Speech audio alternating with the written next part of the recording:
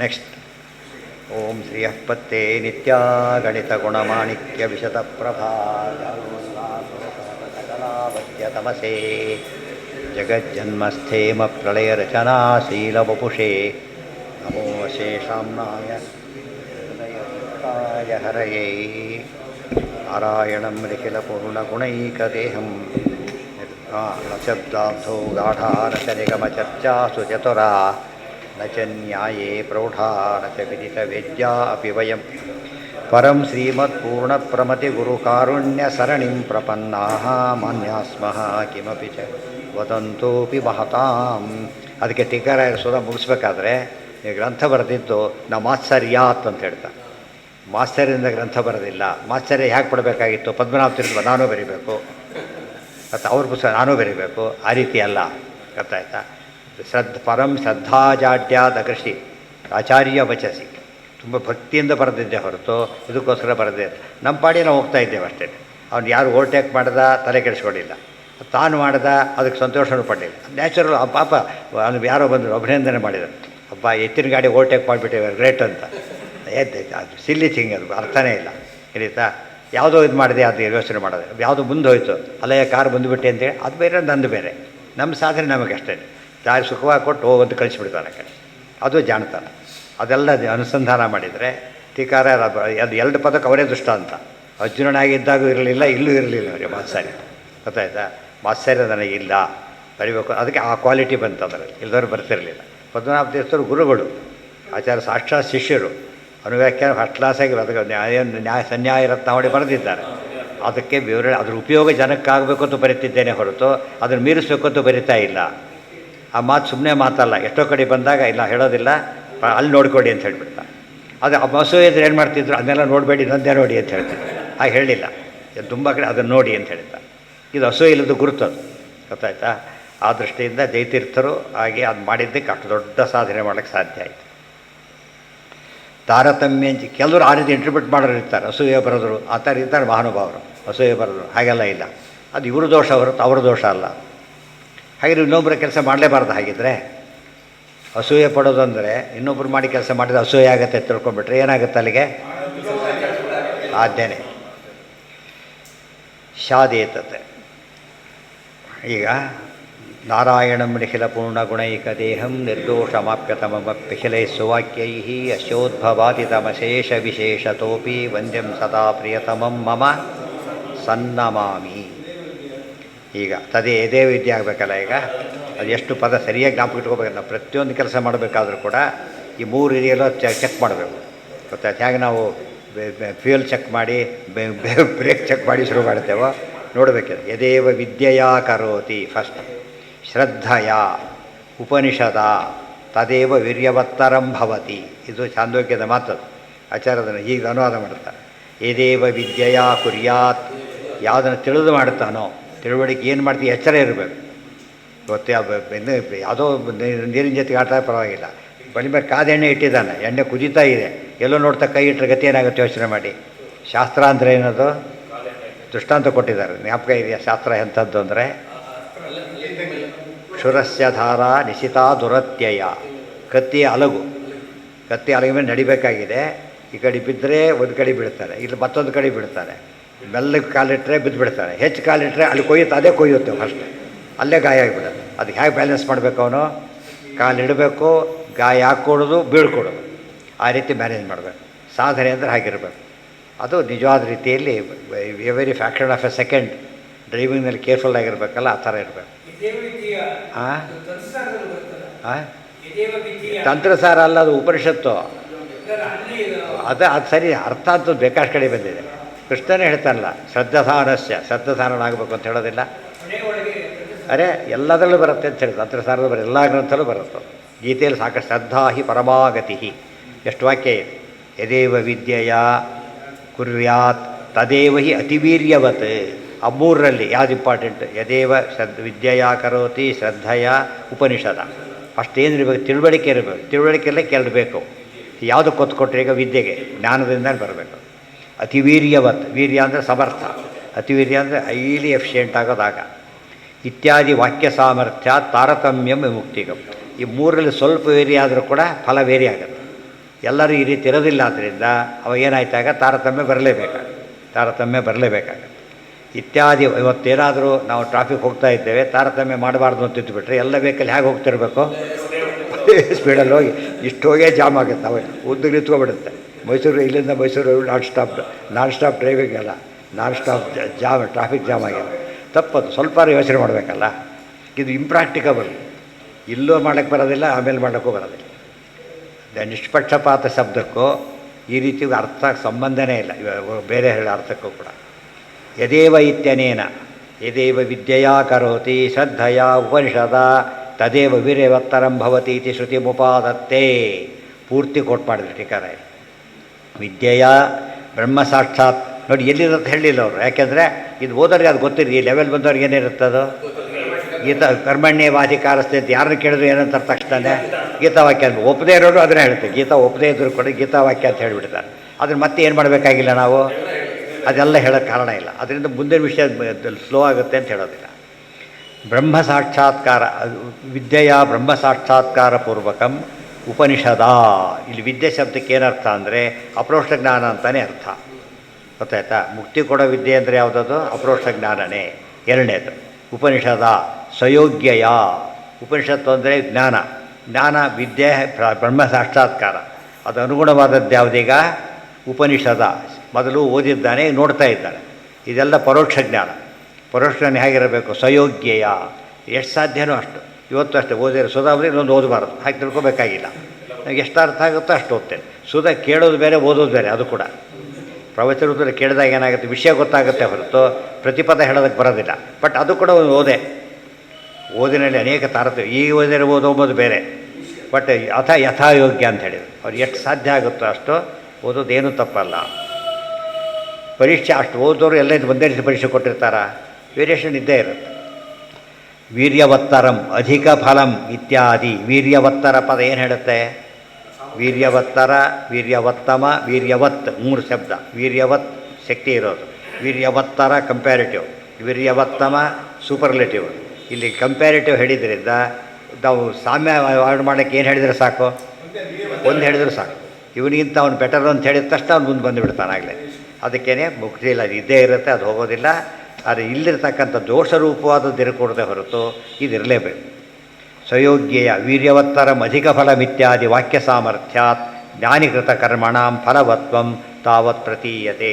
So ಜ್ಞಾನ ಇಲ್ಲದೆ ಮಾಡ್ತಕ್ಕಂಥ ಕರ್ಮ ಕಡೆಗೆ ಏನಿಲ್ಲ. ಔಷಧಿ ಕೊಡೋದು ಡಾಕ್ಟ್ರಲ್ಲ, ಪ್ರಿಸ್ಕ್ರೈಬ್ ಮಾಡೋದವನು ಅಂಗಡಿಯಲ್ಲಿ ತೊಗೋತಾನೆ. ಇದರಿಂದ ವಾಸಿ ಆಯ್ತು ನಮಗೆ. ಬಟ್ ಹೆಚ್ಚು ಥ್ಯಾಂಕ್ಸ್ ನಾವು ಫಾರ್ಮಸಿಗೆ ಹೇಳ್ತೀವಿ, ಅವ್ರಿಗೆ ಹೇಳ್ತೇವ. ಯಾಕೆ? ಅವ್ರು ಜ್ಞಾನಕ್ಕೆ ಕೊಡ್ತೀವಿ ನಾವು. ಇಲ್ಲಿ ಔಷಧಿ ಬೆಲೆ ಇಲ್ಲಿ ಕೊಡ್ತೀವಿ ನಾವು. ಇಲ್ಲಿ ಜ್ಞಾನಕ್ಕೆ ಬೆಲೆ ಇಲ್ಲ, ಔಷಧಿ ಬೆಲೆ ಕೊಡ್ತೀವಿ. ಅಲ್ಲಿ ಜ್ಞಾನಕ್ಕೆ ಬೆಲೆ ಕೊಡ್ತೇವೆ. ಅದೇ ಡಾಕ್ಟ್ರ್ ಎರಡು ಕೊಟ್ಟಾರೆ ಇನ್ನೂ ಸಂತೋಷನೇ. ಕೆಲಸ ಅದಾಗ್ಬೋದು, ಆಗಬಾರ್ದು ಅಂತಿಲ್ಲ. ಬಟ್ ಜ್ಞಾನಕ್ಕೆ ಪ್ರಾಧಾನ್ಯ ಹೊರತು ಬೇರೆ ಅಲ್ಲ. ಸ್ವಯೋಗ್ಯಯ ವೀರ್ಯವತ್ತರಂ ಫಲವತ್ವಂ ತಾವತ್ ಪ್ರತೀಯತೆ ತತಸ್ತೇಷಾಂ ವೈಚಿತ್ರ್ಯಾತ್ ವಿಮುಕ್ತಿ. ವಾಸಿ ಮಾಡೋಕ್ಕೆ ಡಾಕ್ಟರ್ಸ್ ಹೇಳ್ತಾರೆ ಹೊರತು ಔಷಧಿ ಹೆಸರು ಹೇಳೋದಿಲ್ಲ. ಇಂಥ ಡಾಕ್ಟ್ರು ಕೊಟ್ಟರು ಸರಿ ವಾಸಿ ಆಯಿತು ಅಂತೇಳಿ. ಇನ್ನೊಬ್ಬರು ಅದೇ ತೊಗೊಂಡ್ರೆ ವಾಸಿ ಆಗಬೇಕಾಗಿಲ್ಲ ಅವನಿಗೆ. ಅವ್ನು ಟೆಸ್ಟ್ ಮಾಡಿ ಕೊಡದೆ ಹೋದರೆ ಅದು ಇವನಿಗೆ ಔಷಧಿ ಅಲ್ಲ ಅದು. ತತಸ್ತೇಷಾಂ ವೈಚಿತ್ರ್ಯಾತ್ ವಿಮುಕ್ತಿಗಂ ತಾರತಮ್ಯಂಚ ಸಿದ್ಧಮಿತ್ಯರ್ಥ. ಇದೆಲ್ಲ ಎಷ್ಟು ಡೀಟೇಲಾಗಿ ಹೇಳಿದಾರೆ ಮತ್ತು ಎಷ್ಟು ದಿವಸದಿಂದ ನಡೀತಾ ಇದೆ ಅದೇ. ಯಾಕೆ ಆ ಮತದ ತಲೆಯಲ್ಲಿ ತುಂಬಿಸ್ಬಿಟ್ಟಿರ್ತಾರೆ. ಬ್ರಹ್ಮಾನಂದ ಸಂವಾದ ಆನಂದ ಸಿಗುತ್ತೆ ಅಂತೇಳಿ ತಪ್ಪು ತಿಳ್ಕೊಳಕ್ಕೆ ಹೋಗಬೇಡಿ. ಹಾಗೆಲ್ಲ ಸಿಗೋದಿಲ್ಲ. ಯೋಗ್ಯತೆ ತಕ್ಕ ಸಿಗುತ್ತೆ ಅಷ್ಟೇ. ಪೂರ್ಣ ಅಂತ ಹೇಳಿದ್ದಾರೆ, ಈಕ್ವಲ್ ಅಂತ ಹೇಳಿಲ್ಲ. ಪೂರ್ಣತೆಯೇ ಈಕ್ವಾಲಿಟಿನೇ ಹೊರತು ಪೂರ್ಣತೆ ಮೀರಿಸಿರಬಾರ್ದು. ಸ್ಯಾದೇತತ್ ನೈತಾನಿ ವಾಕ್ಯಾನಿ ಜ್ಞಾನಿಕರ್ಮಣಾಂ ಸಾಫಲ್ಯಂ ಪ್ರತಿಪಾದಯಂತಿ ಸ ಯ ಆತ್ಮಾನಂ ಇತ್ಯತ್ರ ತಾವದ್ ಉಪಾಸಕ ಕರ್ಮಣಾಂ ಅಕ್ಷಯಫಲತ್ವ ಶ್ರವಣಾತ್ ಇತರತ್ರ ಚ ಜ್ಞಾನವಿದ್ಯಾ ಶಬ್ದಯೋ ಪರೋಕ್ಷಜ್ಞಾನಾರ್ಥತ್ವಸ್ಯ ಅಪಿ ಉಪತ್ತೇರಿತ್ಯಾಶಂಕಾಂ ಪರಿಹರತಿ ನ ಚಾತ್ರ ಉಪಾಸಕಸ್ಯೈವ ಫಲಂ ಅಕ್ಷಯ ಮುಚ್ಯತೆ. ಇದು ವಾದ ಏನು ಗೊತ್ತಾ? ಇದು ಹೇಳಿದ್ದೆಲ್ಲ ಕರೆಕ್ಟೇ. ಇದು ಉಪಾಸನೆಯಲ್ಲೇ ತಾರತಮ್ಯ ಇದೆ ಅಂತ ಹೇಳ್ತಿದ್ದಾರೆ ಹೊರತು ಸಿದ್ಧಿಯಲ್ಲಿದೆ ಅಂತ ಹೇಳ್ತಾ ಇಲ್ಲ. ವಾದ ಅರ್ಥ ಆಯ್ತಾ ಈಗ? ಉಪಾಸನೆಯಲ್ಲಿ ತಾರತಮ್ಯ ಇದೆ ಹೊರತು ಯಾವುದರಲ್ಲಿಲ್ಲ? ಸಿದ್ಧಿಯಲ್ಲಿಲ್ಲ ಅವನ ವಾದ.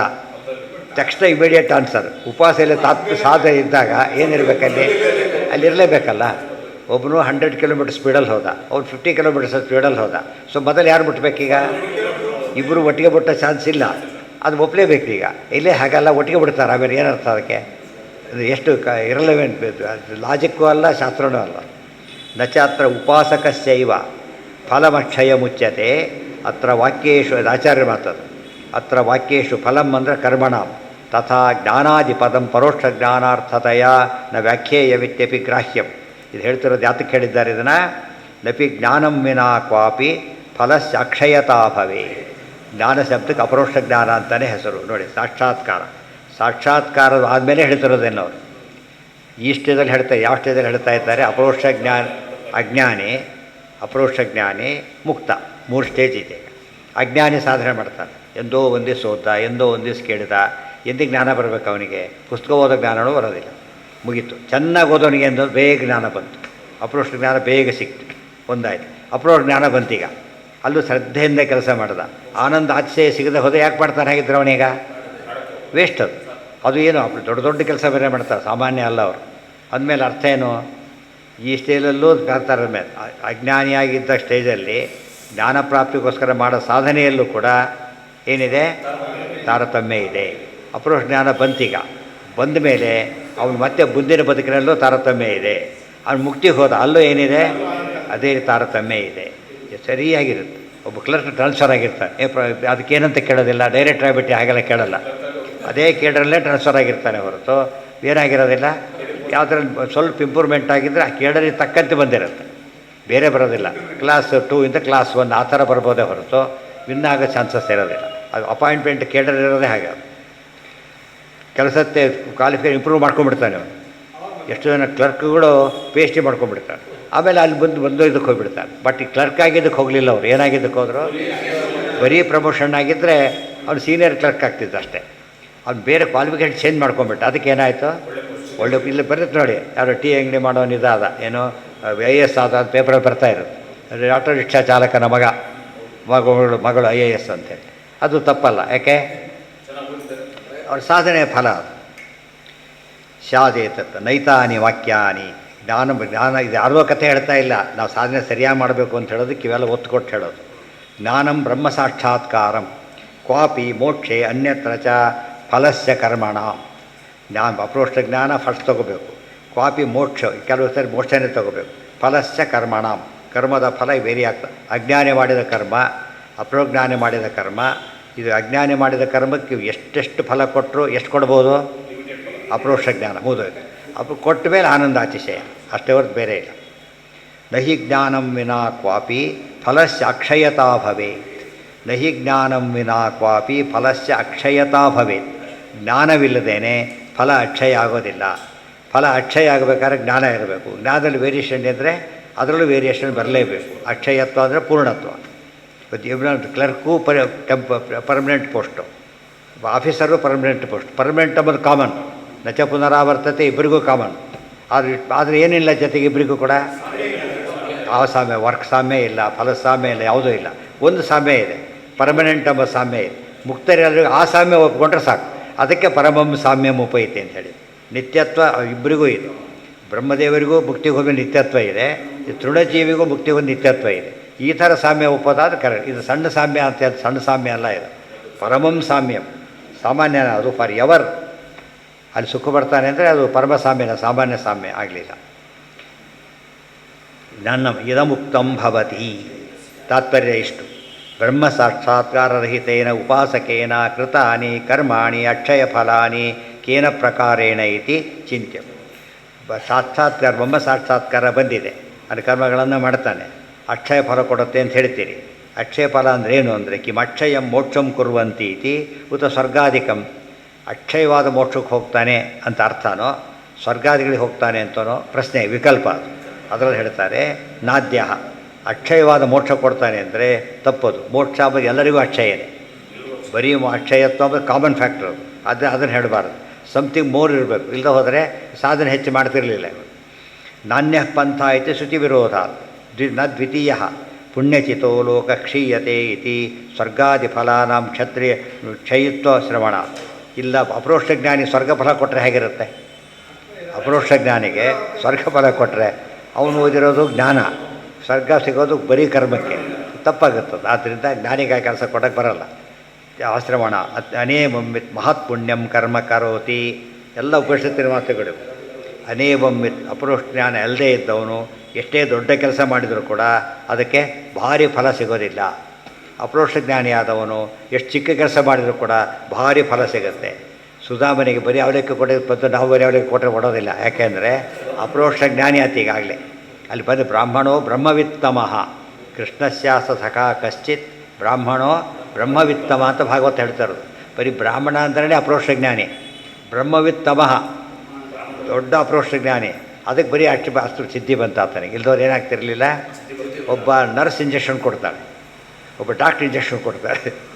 ಟೆಸ್ಟಿಗ ಭಾರಿ ಚೇಂಜ್ ಆಗುತ್ತೆ. ಅದಕ್ಕೆ ಇವು ಇಂಜೆಕ್ಷನ್ ಅಷ್ಟೇ, ಇಂಜೆಕ್ಷನ್ ಕೊಡೋ ಕೆಲಸಕ್ಕೆ ಅಷ್ಟೇ ದುಡ್ಡು ಆಗಲ್ಲ. ಅವನ ಜ್ಞಾನ ಅವನಿದು ಎಲ್ಲ ಅವ್ನು ಸೂಪರ್ ಇದಿರುತ್ತೆ.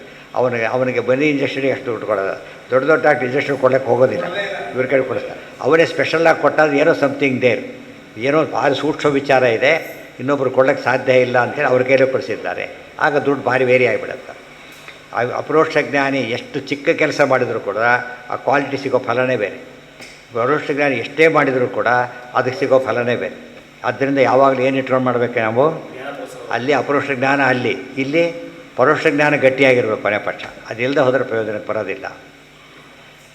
ನಹಿ ಜ್ಞಾನಂ ವಿನಾ ಕ್ವಾಪಿ ಫಲಸ್ಯ ಅಕ್ಷಯತಾ ಭವೇ. ಫಲ ಅಕ್ಷಯ ಆಗಬೇಕಾದ್ರೆ ಜ್ಞಾನ ಇರಲೇಬೇಕು, ಇಲ್ಲದವ್ರು ಇರಲಿಕ್ಕೆ ಸಾಧ್ಯ ಇಲ್ಲ. ಜ್ಞಾನದ್ವಾರೇಣ ಚೇತಸ್ಯ ನಾಸ್ಮತ್ಪಕ್ಷ ಪ್ರತೀಪತ. ಜ್ಞಾನದ್ವಾರ ನಾನು ಒಪ್ತೀನಿ ಅಂದರೆ ಆ ಮಟ್ಟಿಗೆ ಓಕೆ, ನಮಗೆ ವಿರೋಧ ಇಲ್ಲ. ಆದರೆ ಮೋಕ್ಷದಲ್ಲಿ ತಾರತಮ್ಯ ಇಲ್ಲ ಅಂದರೆ ಮತ್ತೆ ವಿರೋಧ ಬರುತ್ತೆ.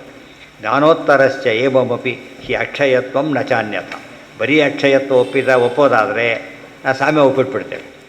ನೀವು ಹೇಳೋ ಸಾಮ್ಯನ ಮುಕ್ತಿಯಲ್ಲಿ ಒಂದು ಹೀಗೆ ಹೇಳೋಣ, ಪರಮಾತ್ಮನ ಸಮ ಆಗಿಬಿಡ್ತಾನೆ ಅಂಥೇಳಿ. ಯಾವ ದೃಷ್ಟಿಯಲ್ಲಿ? ನಿತ್ಯತ್ವ, ಇನ್ಮೇಲೆ ದುಃಖ ಇಲ್ಲ ಅಷ್ಟು ಒಪ್ಕೊಂಡ್ಬಿಡ್ತೇವೆ. ಆನಂದ ಸಾಮ್ಯ ಹೇಳ್ತಾರೆ, ಅದು ಸಮಸ್ಯೆ ಇರೋದು. ಬರೀ ಸಾಮ್ಯ ಹೇಳಿದರೆ ನಮಗೆ ವಿರೋಧ ಬರ್ತಿರಲಿಲ್ಲ. ಯಾವ ಸಾಮ್ಯ ಹೇಳಿದ್ರು ಅವರು? ಆನಂದ ಸಾಮ್ಯ ಅಂದರೆ ಏನು? ದೇವರ ಆನಂದಕ್ಕೆ ಈಕ್ವಲ್ ಆನಂದ ಬರುತ್ತೆ ಅಂದರೆ ಏನಾದಾಗೈತೆ ಈಗ? ಈಕ್ವಲ್ ಆನಂದ ಹೇಗೆ ಬರುತ್ತೆ? ಸಾಧ್ಯನೇ ಇಲ್ಲ. ನಮ್ಮನ್ನು ಹೇಳಿದ ಪ್ರಿನ್ಸಿಪಲ್ ಹೇಳಿಲ್ಲ, ಒಂದು ಏನಾದ್ರು ವ್ಯಕ್ತಿ ಪ್ರಮೋಟ್ ಆದ ತಕ್ಷಣ ಆಫೀಸ್ನಲ್ಲಿ 30 ಜನ ಕೆಲಸ ಮಾಡ್ತಾರೆ ಅಂತ ತಿಳ್ಕೊಂಡೆ. ಒಬ್ಬನಿಗೆ ಪ್ರಮೋಷನ್ ಬಂತು, ಅವನ ಜೊತೆ ಸಂಬಳ ಬರೋದು ಈಕ್ವಲ್ ಸಂಬಳದವ್ರು ಎಷ್ಟೋ ಜನ ಇರ್ತಾರೆ. ಬಟ್ ಪ್ರಮೋಷನ್ ಆದ ತಕ್ಷಣ ಏನಾಗಬೇಕು? ಸಂಬಳ ಜಾಸ್ತಿ ಆಗಲೇಬೇಕು. ಸಮಸ್ಯೆ ಅಂದರೆ ಸಂಬಳ ಜಾಸ್ತಿ ಏನೋ ಆಯಿತು, ಇನ್ನೊಬ್ಬ ಸೀನಿಯರ್ ಇದ್ದಾನೆ, ಅದು ಈಕ್ವಲ್ ಸಂಬಳ ಇದೆ ಅದಕ್ಕೂ. ಅದು ನೋಡಿಬಿಟ್ಟು ಮತ್ತೆ ಸಂಬಳ. ಅಲ್ಲಿ ಕೆಲಸ ಮಾಡೋರಲ್ಲಿ ಚೀಫ್ಗೆ ಎಷ್ಟಿರಬೇಕು ಸಂಬಳ ಅಂದರೆ ಮಿನಿಮಮ್ ಒಂದು ಸ್ಟೆಪ್ ಜಾಸ್ತಿ ಇರಬೇಕು. ಅದು ಗೌರ್ಮೆಂಟ್ ಪಾಲಿಸಿ ಕೂಡ ಏನಂತಿದೆ ಈಗ, ಇರಬೇಕು ಅಂಥೇಳಿ. ಫಲದಲ್ಲಿ ತಾರತಮ್ಯ ಇಲ್ಲದೆ ಯಾರೂ ಒಪ್ಪೋದಿಲ್ಲ ಅದನ್ನು. ತಾರತಮ್ಯ ಇಲ್ಲದೆ ಹೋದರೆ ನಾನೇ ಜವಾಬ್ದಾರಿ, ನೀವೇ ಹೋಗಿರಿ ಅಂತ ಕಳಿಸ್ತಾರೆ. ಜವಾಬ್ದಾರಿಗೆ ಅರ್ಥ ಇರಬೇಕಲ್ಲ, ಆಗಿರ್ತದೆ. ಅಲ್ಲಿಗಿರಲಿ. ಓಂ. ಇದೆಲ್ಲ ಮುಖ್ಯ ವಿಷಯ ಬಂದರೆ ನಾವು ಸಾಧನೆ ಹೇಗೆ ಮಾಡಬೇಕು ಅನ್ನೋದ್ರೆ ಗೊತ್ಕೊಡ್ಲಿಕ್ಕೆ. ಅವರು ಯಾರೋ ಸಾಧನೆ ಬಗ್ಗೆ ಮಾತಾಡೋದಲ್ಲ ಇದು. ನಮ್ಮ ಸಾಧನೆ ಕ್ವಾಲಿಟಿ ಹೇಗೆ